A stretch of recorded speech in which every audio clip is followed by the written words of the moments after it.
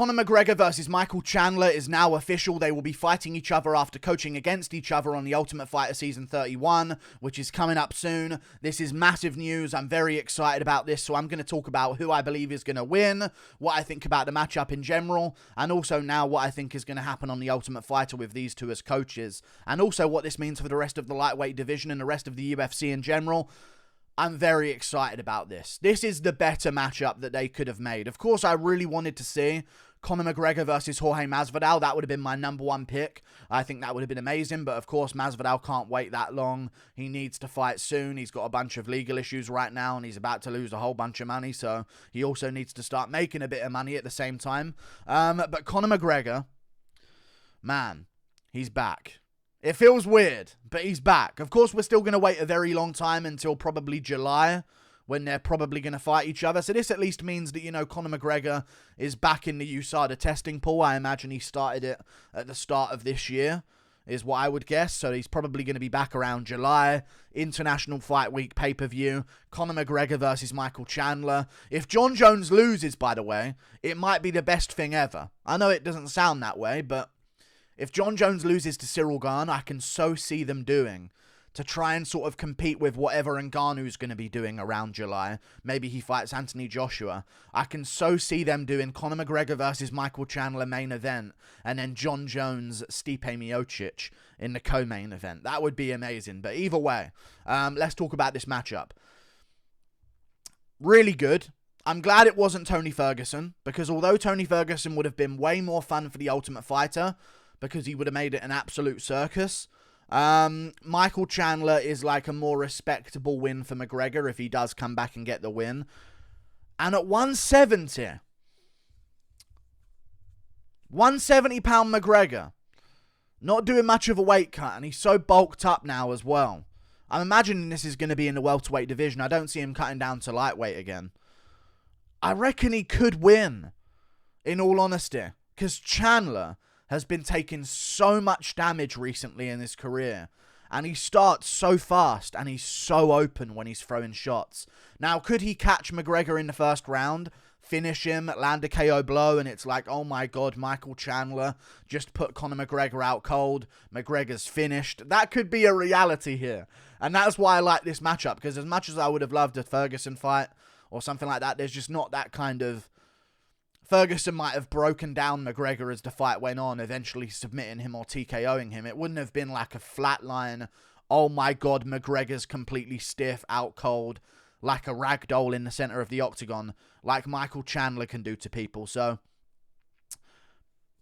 I feel like McGregor can win. And when this fight was originally being spoken about, I was thinking, you know what, Chandler might have this. But we've had 2 Chandler fights since then. And I watched him lose the stand-up to Tony Ferguson in round 1. People don't typically do that. You know what I mean? Especially early in round 1. Michael Chandler was getting clipped by old Tony Ferguson, getting caught on the chin and dropped in the first round of that fight. More off balance, I get it, but still. Ferguson was doing some good stuff against Michael Chandler. And Chandler throws a lot of looping shots.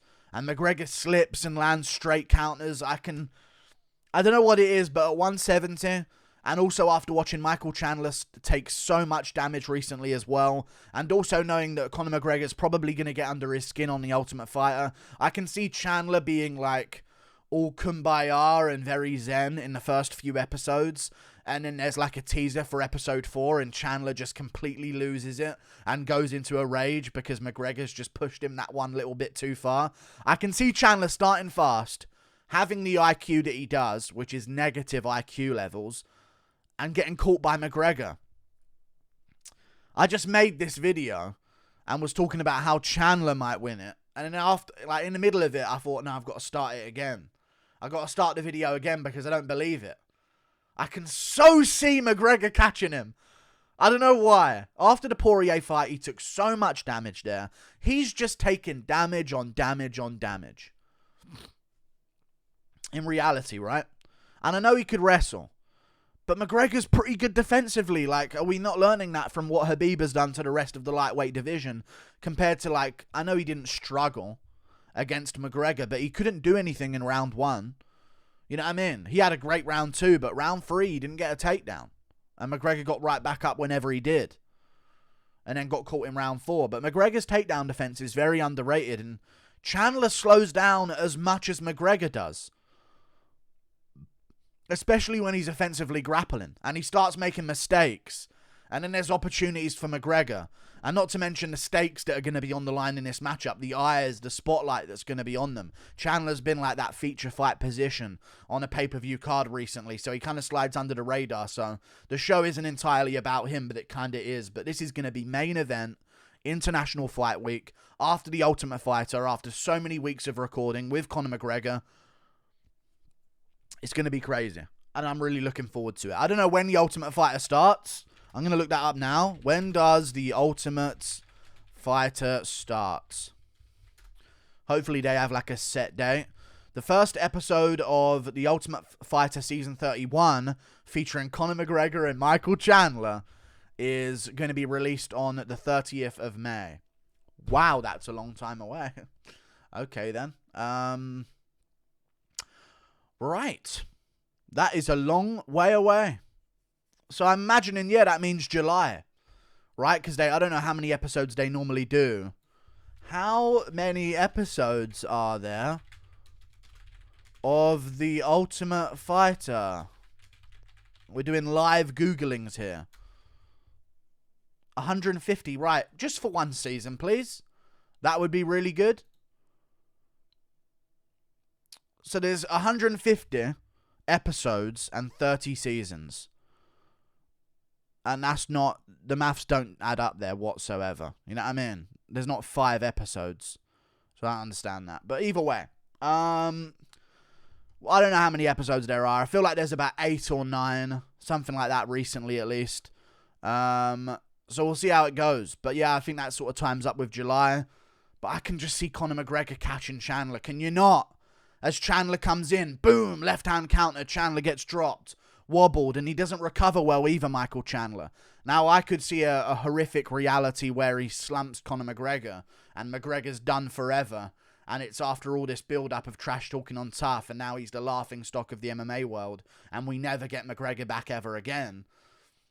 But if McGregor wins this one, and this is what's on the line here for Conor McGregor as well, if Conor wins this one, man, he's right in there with, like, if Gaethje beats Fiziev. I'm telling you, that's how quickly he's back in the mix. Because McGregor bends the rules. So even though this won't affect his lightweight ranking, it will. You know what I mean? Because even though they're at 170 and it normally doesn't affect the rankings of the weight class that you're in, Strickland versus Imavov, they've started doing that recently. You know, they fought at 205.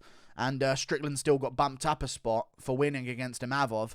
And Imavov dropped down the rankings a little bit. So it does affect the rankings even if you fight outside of the division, as long as you're both in that original division to begin with. Because it's what else are they going to use to justify where someone is? So I think this puts Conor McGregor right back into the top 10 of the lightweight division. And then you start looking at the Poirier quadrilogy. Because Poirier ain't doing nothing. So who knows what Poirier is going to be up to? You know what I mean? Maybe we start looking at, you know, again, if Gaethje beats Fiziev, I doubt he's going to get a title shot because he'd be on a 1-fight win streak. So you start looking at the Gaethje matchup.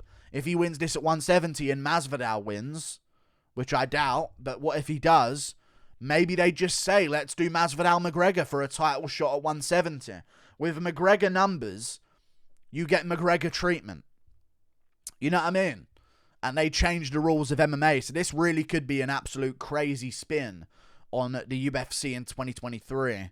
I'm just glad he's back. And I can see him winning as well. As long as he don't throw too many kicks. McGregor. I clapped really loud there. Sorry. That was a really solid connection of a clap. Don't throw too many kicks. I know he's going to start with a spinning back kick to the body. He always does. I mean that. He always starts with a spinning back kick to the body. I said that when he was coming back against Poirier in the trilogy, Poirier in the rematch. He's going to throw a spinning back kick to the body. Boom. He does it. He always does it. It's like his opening, yeah, we're in a fight now and I'm comfortable. That's what he does. Just to sort of throw off his opponent immediately and get that offensive pressure. You know what I mean? But who's going to take the first step back? I reckon Chandler. Because McGregor's going to make it a point to put Chandler on the back foot. And Chandler ain't so good on the back foot. You know, we saw that with Dan Hooker circling around and stepping backwards the entire time, Chandler gets to use all of that forward momentum that he's so good at to his advantage. He starts pressuring people backwards. My moustache is curling up into my nose and tickling my nostrils. Sorry. He starts pressuring Dan Hooker backwards, and he can start getting creative on the front foot. Even when he was moving forward against Justin Gaethje as well, he started getting creative and having some good moments and ripping the body against the cage and stuff like that. But I think if McGregor pushes him back straight away, boom, spinning back kick to the body, plants his feet, starts pressuring Chandler backwards. I don't know how Chandler does on the back foot. I think that's his weakness. You know what I mean? That's when he starts not having momentum with his swing and starts falling short on punches and leaving himself open. You know, when Poirier eventually turned the tide on Chandler, and Chandler was the one up against the cage, Poirier was just teeing off on him, and Chandler was like panic shooting takedowns. So, yeah, I see Conor McGregor winning this, I think. I'm going to lean towards him here. He might be an underdog, and that would be really good, because then I could pick an underdog and seem a bit smarter for my prediction. But, don't know what it is, man. I can just see Chandler getting chinned. You look at Chandler's recent fights that he's had. That guy's taken... And he's old, Chandler. This ain't like a young... If McGregor came back and fought Fiziev, I'm picking Fiziev. That's just a no-brainer to me. Fiziev chews up his legs, chews up his body with kicks, and then finishes him. Round 1 TKO. I think that's how it would go. So I'm not just, you know, McGregor still got it. Like, this is like a very specific matchup for him. At 170, Chandler's 5'7", really. It says he's 5'8". He's probably about 5'7". I know McGregor's probably 5'8" and not 5'9", but every MMA fighter's height is like an inch lower than they say it is, pretty much. But yeah, 36 years old. He's going to be 37 by the time this fight happens. Going to be 37 by the time this fight happens. He's had his wars. Conor McGregor, although he's had a long career now, he's not had wars, really. Like, he had the injury to his leg against Poirier, I get it. But other than that, TKO'd once by Poirier. Took a couple unanswered blows when he was exhausted against Mayweather. A 10-8 in round 2 against Khabib.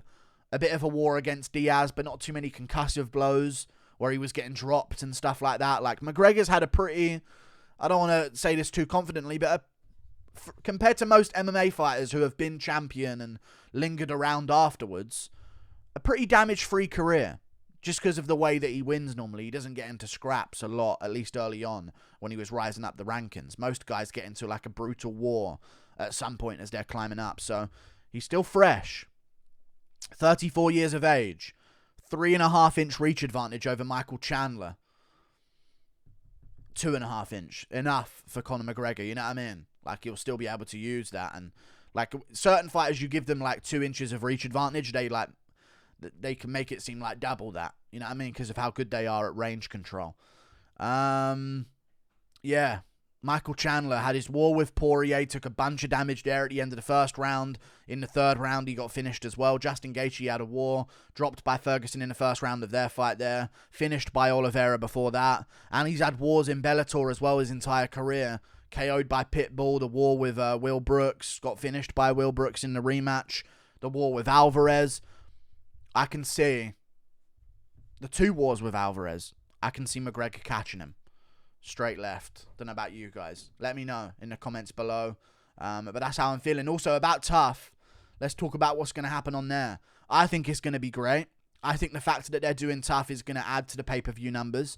I reckon it will sell about 1.4 million buys. I don't think we're going to be seeing 1.7, 1.8. It depends how TUF goes. If TUF is like heated and they're pushing and shoving and there's a slap or there's a punch thrown and there's a brawl on TUF, then all of a sudden we're going to be talking about like 1.7, 1.8 million buys. But this is what we're talking about here. I reckon, safe bet, it'll be over 1 million, probably 1.3, 1.4 million. It's not a title fight. Chandler's not the biggest of names in the UFC. It's not like he's fighting a current champ or another superstar. Chandler has lost a little bit of stock. But I guess we'll see how TUF goes. I can see it being Michael Chandler for the first few episodes, entertaining Conor McGregor the way Uriah Faber did. But I don't know what there is, but it's something about Michael Chandler, and it was like this in the build-up of the Poirier fight. He's only nice for so long until the true Chandler comes out. You know what I mean? I don't know if anyone else feels that way about Chandler, But I feel that way about Chandler. He's nice until the real Chandler comes out. You know what I mean? Until real Michael Chandler comes out. And all of a sudden he's not so nice. You know what I mean? And there's that look in his eyes. And all of a sudden this nice guy persona that he has is removed from him. And now he's revealed to the world and he screams something at McGregor that he shouldn't have done. And he swears a bit too much and he's like, oh, sorry everyone. The devil comes out of him that we all know's in there because no one's that nice. We see through it, Chandler. No one's that nice. Unless they're hiding something. You too, Wonderboy. Hey, I don't know, but that's how I feel about people. Maybe it's just the environment I've grown up in. But when someone's too nice, it's not right. No one's that nice. You know? So we'll see. I can see McGregor pushing his buttons. Maybe Chandler's losing on TUF. Who knows? McGregor's team's winning. He's rubbing it in. Chandler's like one of his teammates or something has just lost in the Ultimate Fighter. And he just snaps on Conor McGregor and starts charging towards him and trying to get in his face. And we hear a bunch of, you'll do nothing. You'll do fucking nothing from Conor McGregor and all this type of stuff. And then it will start picking up around the middle of the season. So we'll see. And if Chandler's emotional, I can definitely see Conor McGregor beating him even more. See you later. Thank you for watching. Toodle pip. Goodbye. I'll say McGregor round 1 finish. Just the way Chandler throws punches, I can see McGregor catching him on the counter shot. Chandler just swinging overhands. Isn't that the whole thing that McGregor had when he was coming up? You're just a short wrestler with an overhand. And now McGregor, I don't think he has to fear the takedown the same way he did against Khabib. I think he catches Chandler. I think he does. See you later. Goodbye. But stack this card. Seriously stack this card. If I was a UFC fighter right now, I'd either be waiting for this card if I've just fought, or I'd be getting a fight very soon so I can be on this card. So if this is in July, and Tom Aspinall and Tai Tuivasa haven't really fought any time recently, I'd be saying, hey, Tom Aspinall, Tai Tuivasa, on that McGregor card. Ian Gary's fighting in London. If he has a good win, get me back on that McGregor card in 4 months. You know what I mean? Get that quick turnaround. That's what you're aiming for. If Sean O'Malley still hasn't fought, I know they just delayed Marlon Vera versus Corey Sandhagen for March. If they do Henry Cejudo versus Aljamain Sterling in May, Sean O'Malley versus the winner of Vera versus Sandhagen, maybe it's Marlon Vera in a rematch in July as the co-main event. Come on. It writes itself. Get all your potential names on the card. Maybe they do Pimlet versus Tony Ferguson on this card. Maybe this is the comeback of Darren Till on the early prelims, the loser. See you later. Thank you for watching. Toodle pip. Goodbye.